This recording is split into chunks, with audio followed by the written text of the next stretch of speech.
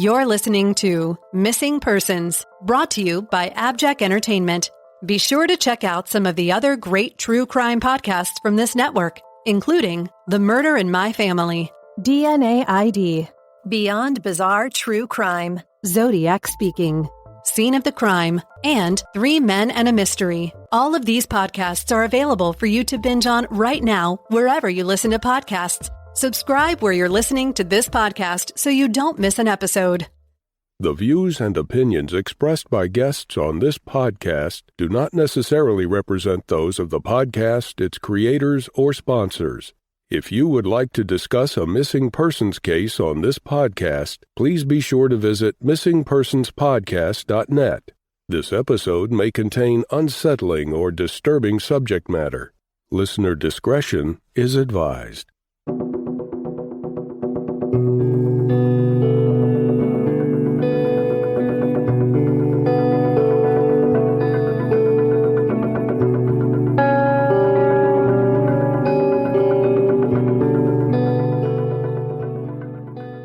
Welcome to Missing Persons, a podcast dedicated to spreading the word about people who have vanished under mysterious or unexplained circumstances, and the family members who are looking for answers. I'm Jess Betancourt. And I'm Mike Morford. Together we created this podcast to help give a voice to people who continue to search for their missing loved ones, in some cases even after decades have gone by. In each episode, you'll hear from Jess giving listeners the backstory and the basic facts of the disappearance. Then Mike will speak with someone who's intimately connected to the missing person, and his guest will share their story with us. Please stay tuned at the conclusion of this episode to hear about our Patreon program and our commitment to help find people who have gone missing. We'll also share with you where you can find more information and how you can join our team and help our efforts. You'll get recommendations for other podcasts we think you'll enjoy, and more. So sit back and enjoy this episode, and who knows, maybe you can help us find someone who's missing. Episode 45, David Claude Yeager. David Claude Yeager was born on September 29, 1953. In 1971, David was living with his single mom, Betty, and younger brother, Steve, on Lola Lane in Shreveport, Louisiana. His parents had divorced, and his father, who was involved in David's life, lived 4 hours away in Texas. David's mom, Betty, was part of a conservative middle-class family. She worked long hours as an executive secretary. As a single mom, she expected her boys to be responsible and straight-laced. David was a bit of a bookworm, described by his family as a little nerdy, a larger boy who at 17 years of age and 5 foot 8 inches tall weighed 220 pounds. David had recently gotten a girlfriend, though, and started doing teenage stuff like smoking cigarettes. But he was a good and conscientious student and a hard worker. He was smart, but not worldly, and was perhaps a little naive. David was saving money to buy a car and had $200 saved in his bank account. On Saturday, February 6, 1971, Betty was in Houston with a girlfriend for the weekend. It's not clear whether David and Steve knew this, but Betty had a weekend date with a guy she liked. David and Steve, who was 15, were self-sufficient and knew how to take care of the house. But David didn't have his car yet, so if they wanted to go anywhere, they'd have to get a ride with friends or walk. That day, Steve recalled that David told him he was heading out to meet up with some friends. He walked out the door of the house located in the 2600 block of Lola Lane and headed toward Mansfield Road. David told Steve he was going to homecoming at Centenary College. It's thought that perhaps he was planning on meeting up with some friends there since his high school was located nearby. Steve was the last person to see David. The distance between Lola Lane and Centenary College is significant, nearly 10 miles. Google Maps says it would take 2 hours and 39 minutes to walk it, and David was not a walker. His mom usually drove him wherever he wanted to go, but on this Saturday he didn't have a ride. Yet 9.6 miles was too far for him to walk. The family believes David might have hitchhiked and could have accepted a ride with a stranger, something that was much more the norm in 1971 than it is today. It's also possible that David would have knocked on someone's door for a drink. He was never seen at Centenary College that day and has never been heard from again. When David failed to return home by dark, Steve called their mom Betty in Houston and she returned home right away.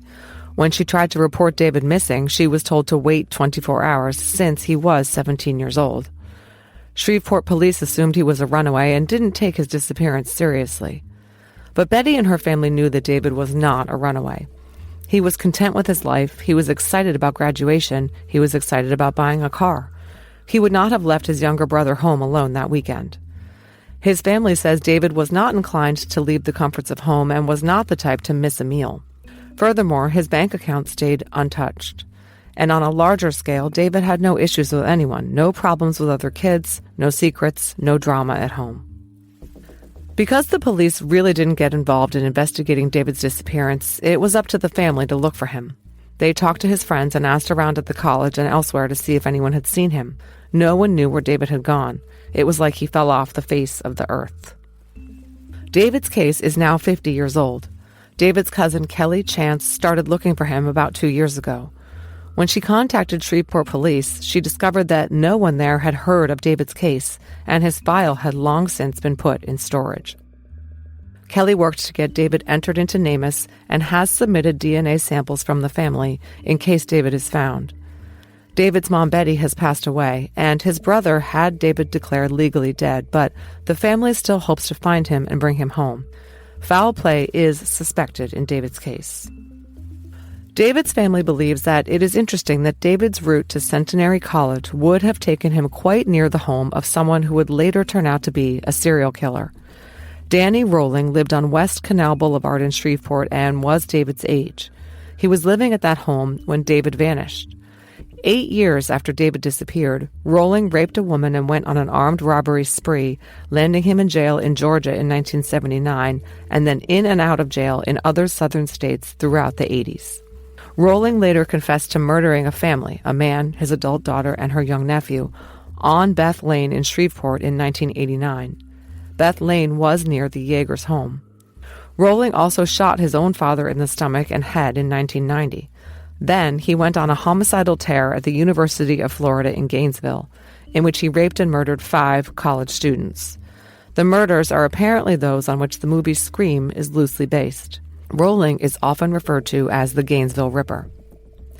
Now, there's no concrete connection between Rolling and David, and Rolling would have been only 17 at the time of David's disappearance, about his same age. Rolling was executed in Florida in October of 2006, but it could be possible that along his route to Centenary College that day, David encountered Rolling and the young, budding serial killer did something to him. When last seen, David Yeager was wearing an off-white shirt and dark-colored pants. He is a white male with black hair and brown eyes. Mike Morford sat down to talk to Kelly Chance, David Yeager's cousin, about her relative's case. That conversation is coming up after a word from our sponsors. Whether you're into a quick gloss and go or full glam with bold colors, we all have that one product we can't live without. For me, it's the Thrive Causemetics Liquid Lash Extensions Mascara. It gives my lashes unbelievable length and definition, like extensions in a tube. And with 6 shades that don't clump, smudge, or flake, it stays flawless all day. Plus, removal is a dream. It slides off with warm water, no tugging required. The best part? Thrive Causemetics is 100% vegan, cruelty-free, and made with clean, skin-loving ingredients. And when you shop, you're giving back. They've donated over $150 million in products and cash to support causes like cancer, homelessness, and domestic abuse. High-performance beauty that gives back? That's something I'll always stand behind. Try your new trusty favorites with an exclusive set for our listeners. New customers can get the Liquid Lash Extensions Mascara and a mini-sized Brilliant Eye Brightener at a special set price with free shipping at thrivecosmetics.com/beauty. That's Thrive Cosmetics, CAUSEMETICS.com/beauty.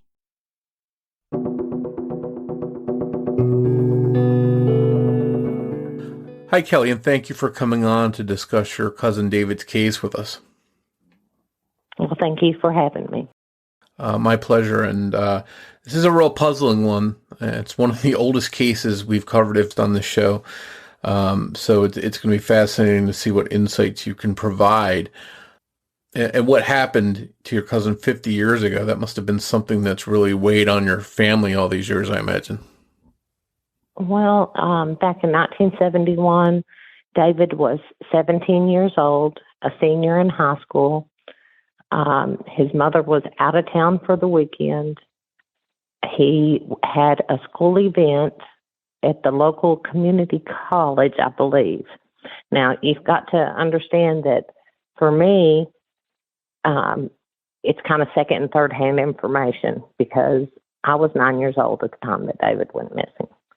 And so we're, 51 years later. And so I'm having to go by what I've been told my whole life.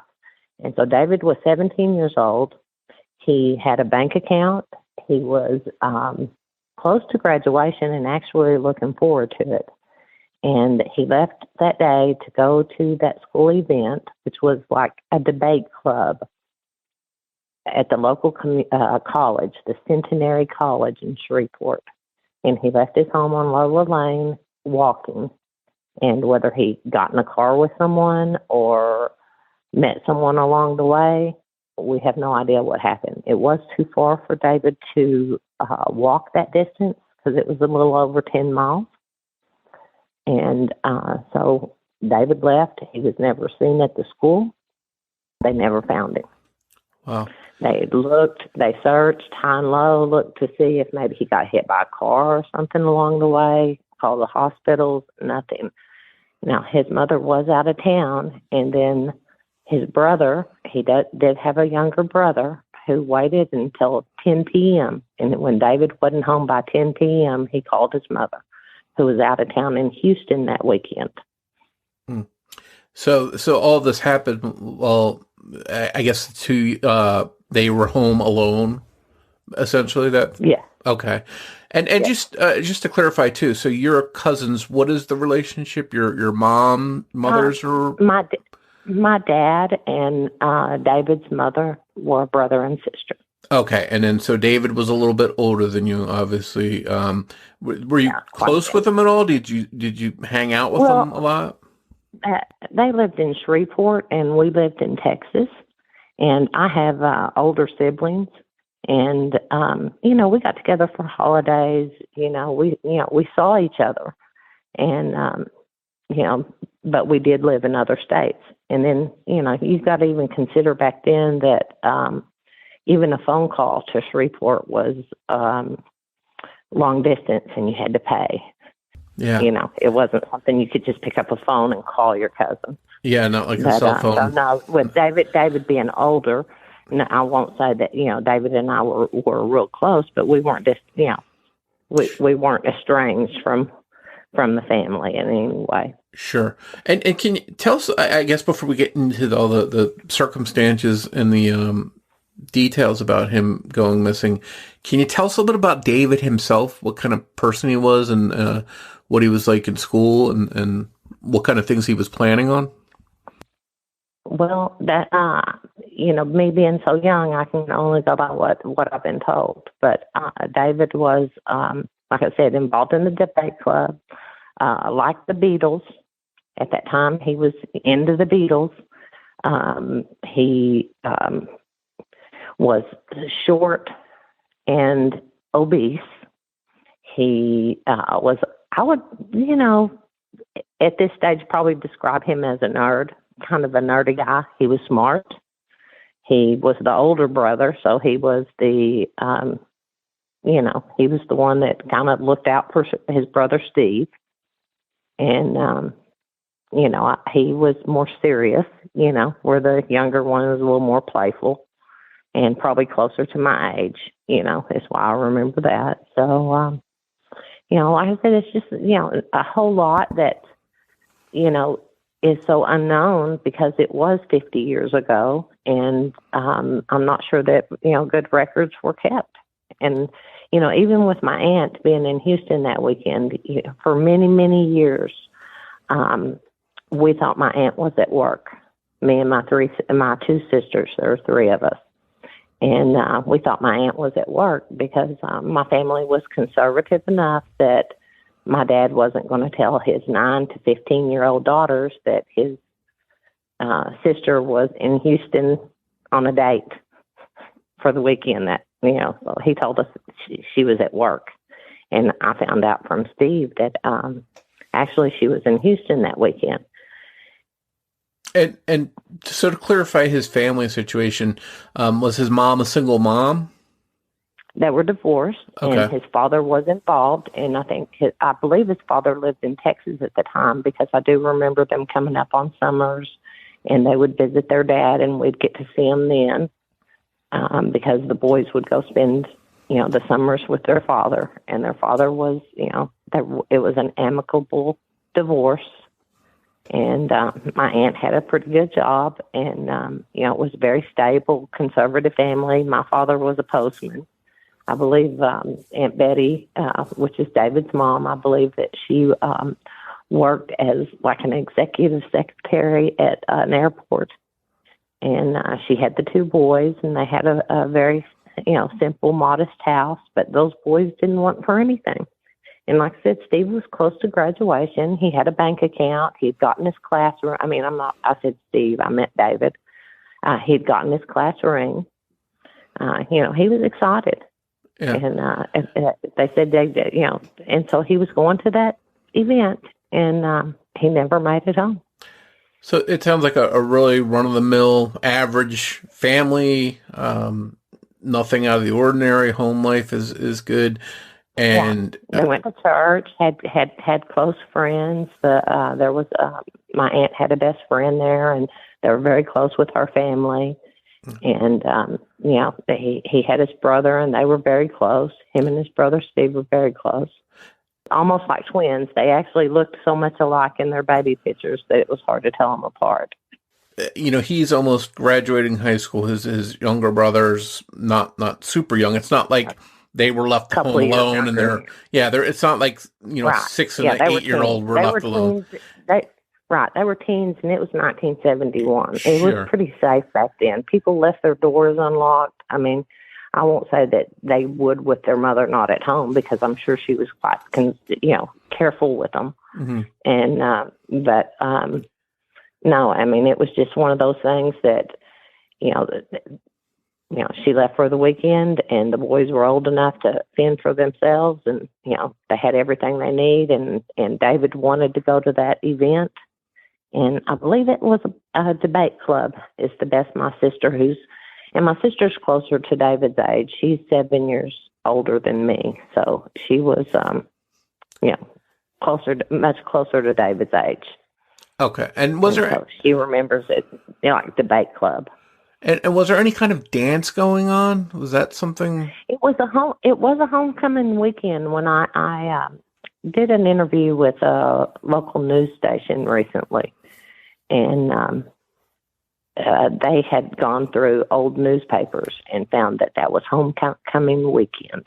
And so, a lot of what I've had to do is just kind of go back and kind of look to see what happened to David. Get with Shreveport Police Department and find out, what exactly happened. And anyway, they initially, because how this all started for me was I had retired, and I got to look in, you're on Facebook and you're seeing different stuff, and it's always missing persons and stuff always been of interest to me. And I stumble on these groups, and then I find out that there's a national database for missing persons. So I look in that national database, and I don't find David. And I think that, that's bizarre, because my aunt was, adamant that he hadn't ran away. It was reported to the police, so on and so forth. There was even a time when the serial killer, Dean Corll, and his cronies down in Houston area had murdered a bunch of teenage boys. And I remember them, sending dental records there. And I remember watching the TV as they dug up bodies after bodies after bodies down in Houston of boys David's age. And so they looked through those bodies, with the dental records, trying to see if possibly David was one of those boys. And anyway, there were no matches for David. There is an unidentified one body still left that is unidentified, and that is not David, according to the DNA we now have in the database. But the interesting thing was that I called Shreveport Police Department to find out why David was not in that database, and they didn't have any record of David's missing person report. And so luckily I got a detective that was willing to go dig. He's like, "Are you sure it was reported?" I'm like, "Absolutely," because I know records were sent. I even believe when they found those boys with Gacy, that dental records were sent there. And so he went and looked in long-term storage and found David's file in long-term storage. So David's file had just been tossed away and was sitting somewhere collecting dust. There's a national database called NamUs that's for missing and unidentified persons, where you can have your DNA uploaded so that if there is a body that's found, they can match it to your family member. Sure. And so, anyway, not every state is required to do that, which I think is a problem. There were bodies probably found a long, long time ago that DNA wasn't even the thought, so they were interned and DNA was never collected. So, I've looked through things like that to see, because, the family always believed that David meant foul play. He did not run away. Like I said, he had that bank account. If David had ran away, you'd kind of think he would have cashed out his bank account. Yeah. So, that obviously makes sense. If someone's going to run away, they're going to take belongings, they're going to take money, whatever they have of value to take with them. Let's back up, if we could, to when he vanished. So his plan was to go to this event and then come home from it, and then he'd be at home with his brother, but he never came home. And so his brother Steve gets worried, and who did he call? His mom. He paced. When David wasn't home, probably by dark, Steve got to worrying, but he said he remembers just sitting there, just almost, knowing that, David ought to be home by now. And he wasn't, and waited till 10 p.m. And when he knew by 10 p.m. David wasn't home, he knew something was wrong. He called his mom. Okay. And did she come right home from there? I believe so. And I believe my father was called, and my aunt, her best friend, I believe it was her brother, was a police officer. I'm sure they called them right away. And I do know that my aunt was rather upset in the beginning, too, when they, reported him to the police that, something had to have happened to him, that they made him wait 24 hours before they would take a missing person report.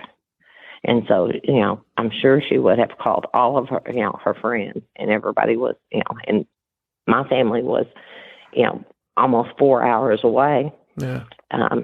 So before my dad could get down there, but I'm sure everybody immediately went down there and started looking for David. I've ran across somebody that actually was a part of the family that my aunt was best friends with, that has told me, a few stories about that. She was about my age at the time, and her father was a police officer. And she said she remembers being in the car and driving around and looking for David. So once her dad would just randomly get in the car and just drive around and look to see if, they, like I said, initially, no, but we didn't know what serial killers were or, murderers, or even fathom something like that. They were, it's like, oh, there must have been some terrible accident. Maybe somebody hit him with a car and he's in a ditch somewhere. Yeah. And then, he never surfaced. I mean, they said he didn't make it to the college. Nobody ever saw him at the college.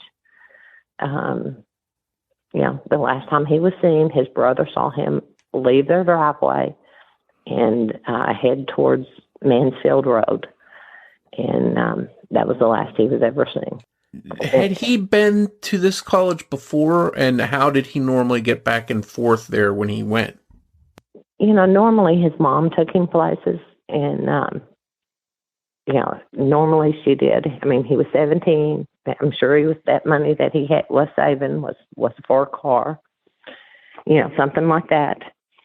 That, because like I said, that where they were kind of responsible, they would have had him starting out, save his money and do what he needed to do and, get his car. When he's graduated, I'm sure he would have gotten his first car. And so, there was just no reason that David would have left home.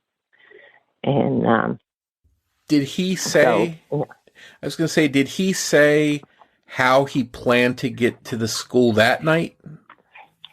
He was, I will get a ride. I will get a ride. And it was one of those deals. He was kind of frustrated. His mom wasn't there to drive him. And he would go. And, I would, even in 1971, people hitchhiked quite a bit. Now, David was not known to have hitchhiked, to be his route of transportation or anything. I mean, he was a nerdy kid. He had, he good grades. He was bookworm. Little bit of a roughneck, East Texas kind of.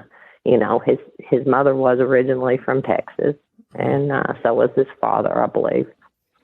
And so kind of little nerdy country boy. And when he went missing, and the police didn't start searching right away for 24 hours, but it sounds like other people were searching. And you mentioned maybe early on, okay, maybe he was hit by a car, maybe he's in a ditch. Was that area searched, as far as looking in ditches, and was there anything as far as rivers or streams close by that he could have fallen in, anything like that along the way? I believe, that Shreveport, Louisiana area is kind of swampy, and it has all kinds of, back then, all kinds of places. I mean, I think I-20 was there. I'm not real sure. I think Mansfield Highway was the main route before they built I-20. And so it was a little swampy, but there were places that, you could think, well, maybe if somebody got hit by a car that they might be down in there. And and there's still some places that are kind of undeveloped around there. But like I said, it was just one of those things that, they felt like that David probably hitchhiked, got in the car with somebody, and that happened to be a bad person. Huh. And it seems like early on that it doesn't pan out. There's no sign of him being on the side of the road, being in a ditch. He's not found any place. And it seems at some point there's a shift to maybe, okay, something bad happened to him, someone took him. Just wanted to ask you, though, were any of his friends talked to, or did he have a girlfriend, anyone that was talked to, and did they have any information that they could share? The Shreveport Police Department hasn't shared anything, and they don't seem like they really know much. I mean, they've even called me and asked me if I knew who the original detective was, and that I don't know what kind of notes that they have. They did give me the description, what he was wearing that day, that sort of thing. That he was last seen leaving the house and not seen at the school. But they don't seem like they did much of an investigation, and I don't think they did, a 17-year-old, I think they expected him to come home within a couple of days, and when he didn't, he was gone, wherever he was, Yeah. And I don't think they really, it's not like today's times where they might check all their friends and all that sort of stuff. I'm sure my aunt was kind of left to do that, and I think they treated it kind of more as a runaway kind of situation, because that was typically the case back then. Yeah. And, that typically, that the kids ran off and he'll be back. And like I said, but, the family knew better, and they just couldn't imagine anything else except that he got in the car with somebody and, tried to hitch a ride, because his size, he would not have been able to probably walk anywhere near 10 miles. I mean, he was not athletic. He just wouldn't have been in shape to do that. And like I said, he was a little obese, kind of short. He, kind of had a little waddle to his walk, and there's this, he would have had to. And his brother Steve, he told me, he said, he just seemed real matter of fact, like, I'll get a ride, just kind of determined.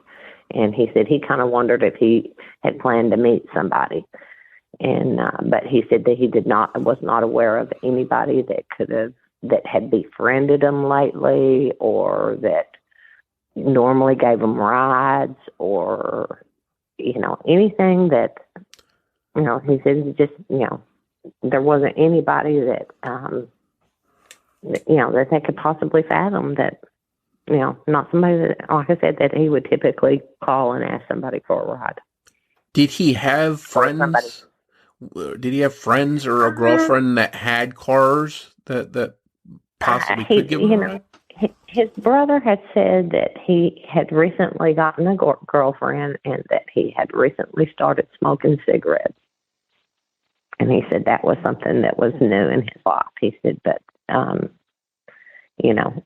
he was excited about the girlfriend. I don't think they ever suspected anybody. I don't think they ever really looked at anything. It's just, and like I said, when they discovered all those bodies in Houston, they was like, oh my goodness. Like I said, my family, I think they thought, that was probably the only serial killer in the world, and there he was, hours away. And that must be where David's at, because it's just, there was no other explanation. And, as far as did the police investigate real well, I doubt it. Yeah. Well, and I think part of the issue and maybe why they didn't is, as you mentioned, a lot of times they think an older person's a runaway. And I think because of his age, number one, and also almost being adult. Being an adult, right. being he'd have been 18 by the time they found him. Yeah. So everything, and they just thought, well, Mom don't want to believe that. And one detective did mention to me that with David's size, being that he was as obese as he was, that if David were deceased, he did not think one person could move his body. Well, and that's an interesting point too. Say that. That is interesting because if it's, a lot of times we picture someone that's going to abduct someone, either targeting a smaller child, maybe a younger child, someone they can scoop up and grab and get in the car very easily. And David wouldn't have fit that bill. David would have been hard to just grab and force into a car. So it's possible maybe he willingly went with someone, or there was more than one person involved possibly to be able to do this.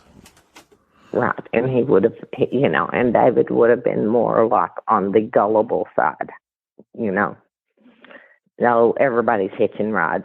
Like I said, it was just one of those things that, I was really surprised when I, saw that he wasn't in Amos, and it took a little bit of time to get him put in there, but because it has to be the investigating agency to do it, and they need a missing person report to do it.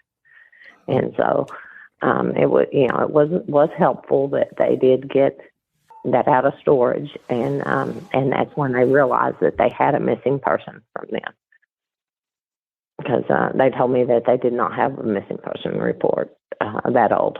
It sounds like now, at least, there's a chance that if there are remains found that could be David's because he's in Amos, there's a chance that he could be identified. Right, and that's our only hope, really, because there's not going to be any kind of investigation done at this point.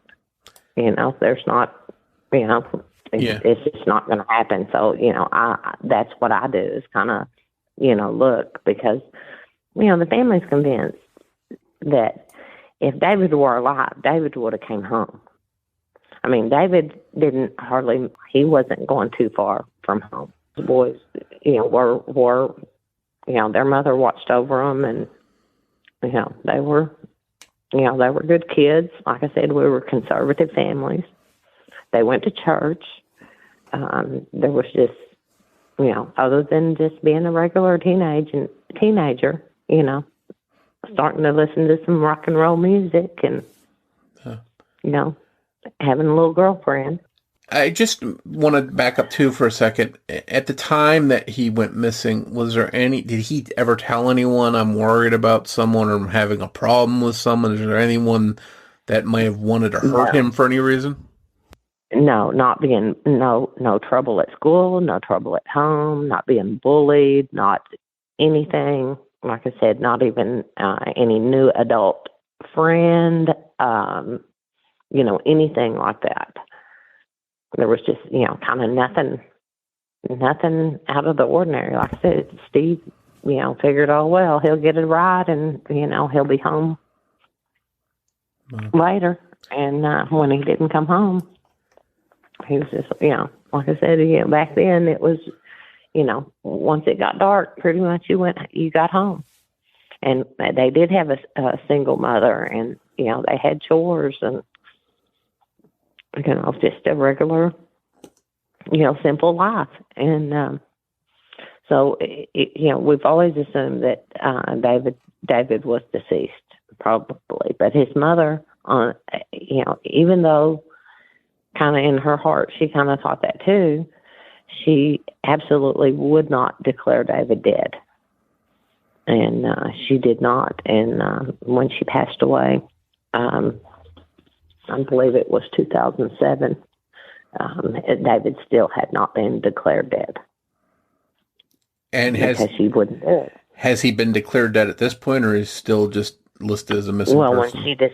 When she died, I mean, David was in the will, and the only way to settle it is the estate is have that done.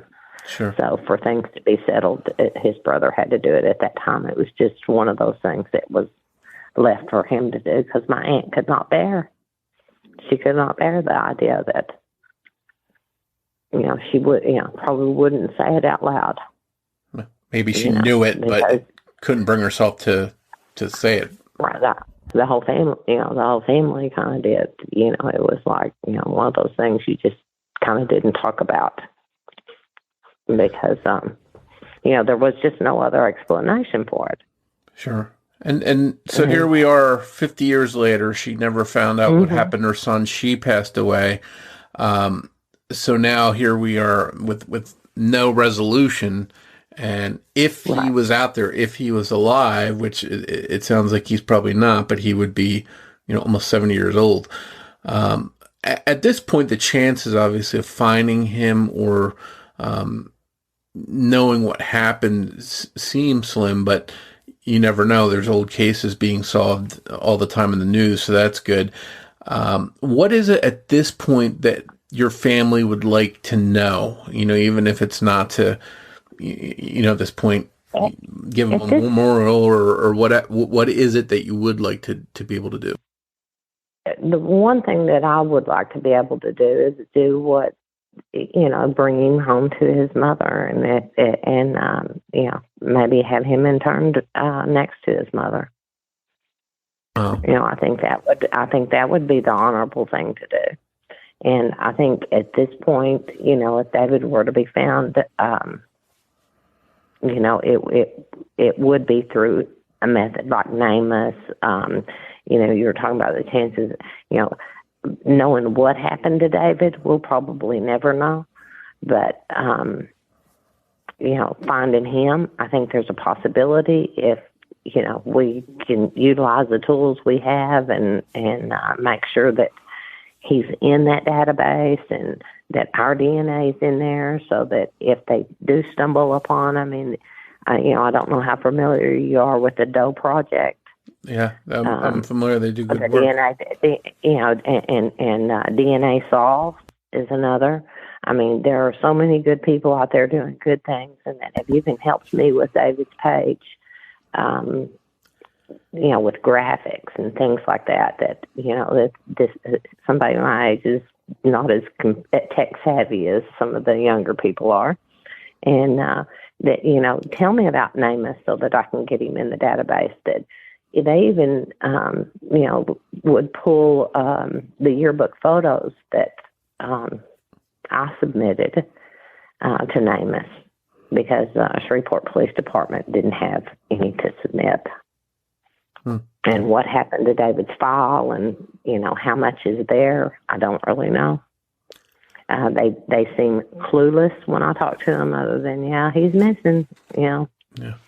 It's kind of frightening to know that they have to ask you, like, who the original investigator was and those kinds of things when they should have some kind of record there. So, I've struggled with that because, in a way, it's hard for me when I call them and, see if there's anything, that we can do. And, but I don't know that what would be an expectation of what they could do. There's just, 50 years down the line, I think the best we can do is just hope that we can find him. And then, if something terrible happened to him, possibly his body would, tell the story. Sure. And at the very least, even if it doesn't, at least you, as you mentioned, could have him interred next to his mom as a final resting place. Yeah, and I think that that would be a real nice thing to do if we could find him. Like I said, there's things out there, and that's like I said, one of the things that does bother me is that every state doesn't require that they put everything into the national database, and it also has problems with funding and issues from time to time. And like I said, we're getting technology and things out there. You've got your DNA solves and your Doe projects and all of that, and all of those things are lay a path that hopefully that one day we can find David, and David's not found, that somebody else can get their name back and sure. Be returned to their family. It takes a group effort of different people helping in whatever way they can. Mm-hmm. And you mentioned the site for him where people can maybe learn more about his case or help you or provide information. If anyone out there listening wants to learn more about the case or check out that page, what is the page again that people can go to? It's Missing Person, David Claude, Claud, Yeager, Yeager,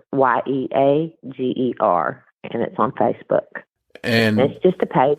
It's a page that I have set up for him, and like I said, I've contacted like local pages to try to get in contact with people that maybe he went to school with or that remember him.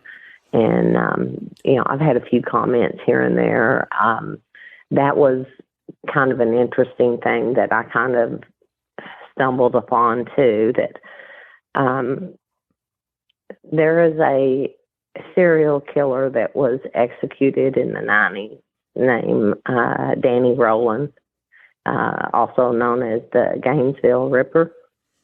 And it just so happens that he lived in Shreveport and was a teenager at the time that David went missing. He had a father who was a police officer on the Shreveport Police Department. He lived about halfway distance between where David's home was and that college. It was the same parish. Like I said, he was close to his age. I looked at his bio. It does mention that he was having bizarre thoughts and killing animals, and his father had abused him. It's got a lot of story, but he was executed in Florida, And, so I looked at that timeline, and, he sure was trying to get into the military really fast right after David went missing. And but I've looked to see if there's any kind of connection between David and Danny Rowland, and I can't find one. They didn't attend the same church. They, nothing like that. Didn't go to the same schools. Yeah, he could have been someone that he just encountered out on the street. However, he was getting to the meeting that night. Maybe just bumped into him somehow. Right. Wow. The Rowland guy was known to, go out in the woods behind his home and frequent that area when his parents had an abusive relationship. And like I said, though, when you start looking at it at the timeline, the main thing that stuck out to me was that he wanted to get into the military right at the time that David went missing. I mean, within a matter of days, when it spells it out on the timeline. And he did within in less than a year. He had trouble getting in the military, but he was. And he was also getting the GED, it said at that time. So that was the only thing I thought, well, I don't know if they did GED classes at the high schools, if they did them at the college. I have no idea, But it's not something that, like I said, I think that anybody would investigate or pursue or, I think if they stumbled upon David in those woods, they might, but Sure. As far as, anything actively looking, unless there was a link to David. Now, I was on one of their local neighborhood Facebook groups, and one of the girls said that Danny Rowland's father told them there were bodies buried out in the field when her and her boyfriend were riding their bikes or motorbikes. It sounded like motorcycles in a field.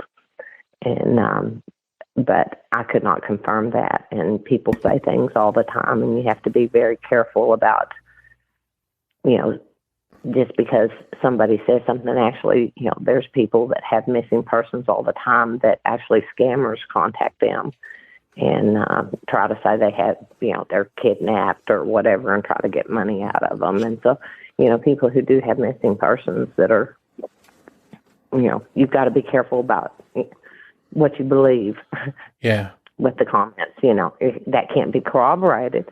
Yeah, and I guess where's the boyfriend? Does the boyfriend, say that? Where's the field? Yeah. There's not one. And like I said, it's something that I'd have to have something pretty compelling to get Shreveport Police Department to really, do anything. Yeah, and it sounds like in a case like this, a mysterious case like your cousin's that 50 years old, you have to sort of entertain anything and at least listen to it and see if it's a possibility, look into it, whatever. So you can't be faulted for at least considering some of the stuff you hear and some of those bad people. And looking at serial killers, I mean, the chances are that if somebody did something terrible to David, that wasn't the only terrible thing they did. And so, when I got to looking at serial killers across the country and around that time, when I get to looking at them, there's not a whole lot of them that were taking boys that age. To me, that really stands out in his case because he's, again, his age, his size, just not typically someone that, someone that's going to abduct someone is going to target someone, that's a male, that's older, that's a big guy. And so that leads me to believe that it's possible that, maybe he trusted the person and he went willingly with them. Or maybe there were two of them, as you mentioned earlier. So you never know if one of those things is a possibility. Right. And like I said, looking at, like not Danny Rowland, but when I look at the Dean Correll and then his cronies down in the Houston area, they took boys that were local and they coerced them. And the only one that was from Louisiana, was visiting relatives locally.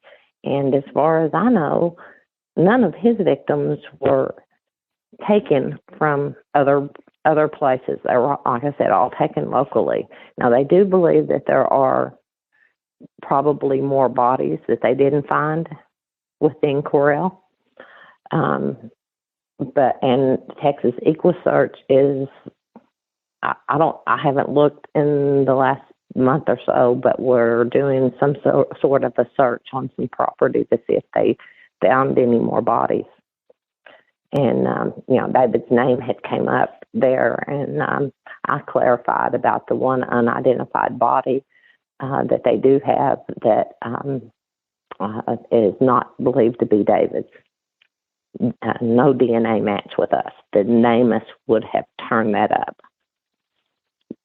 if it had been a match. The good thing is now you have him in NamUs, so hopefully if there's, his remains are found, he can be identified. And, even if you don't know who ended his life, if he met with foul play, whatever, even if you can't determine the circumstances, at least you can recover his remains and lay him to rest finally. So I hope that, you're able to do that somehow, and you will definitely spread the word about his case and that he's missing still. Yeah.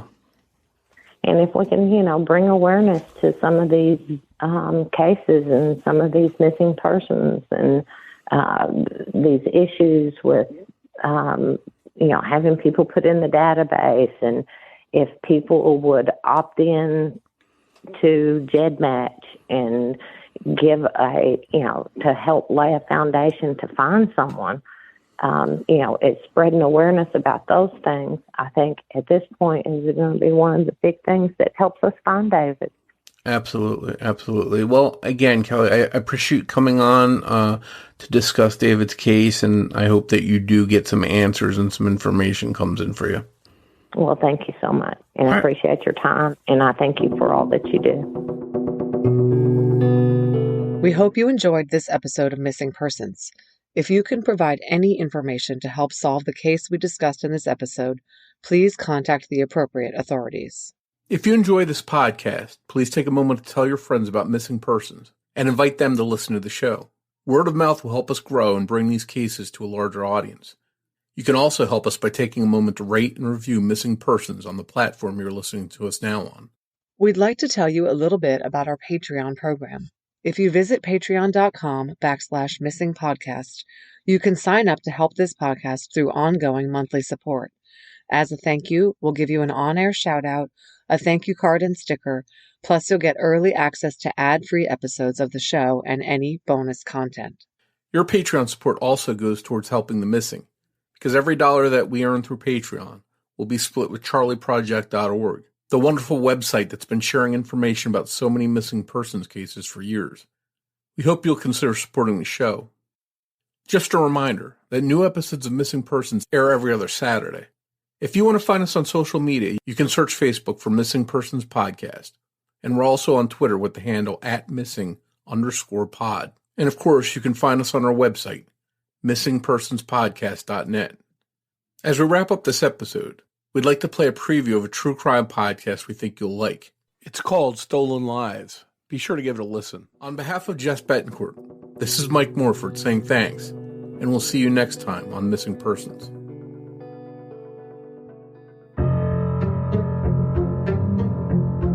We often hear the stories of parents warning their children about the dangers of strangers. But the reality is, children are more likely to come to harm by people they know and trust than people they don't. Here at Stolen Lives, we believe cases involving crimes against children do not get the attention they deserve. These cases are important, and the victims should not be forgotten. We want to give a voice to those whose lives are lost or stolen.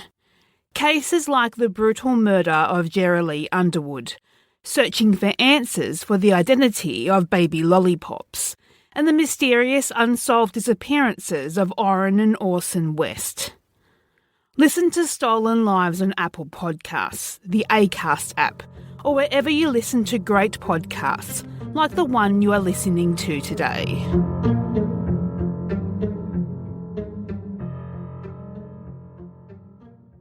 Missing Persons is produced under the name AbJack Entertainment by Mike Morford and Jessica Betancourt. It's hosted by Mike Morford and Jessica Betancourt, with writing and research by Jessica Betancourt and editing by Mike Morford. Be sure to listen every other Saturday for an all-new episode of Missing Persons.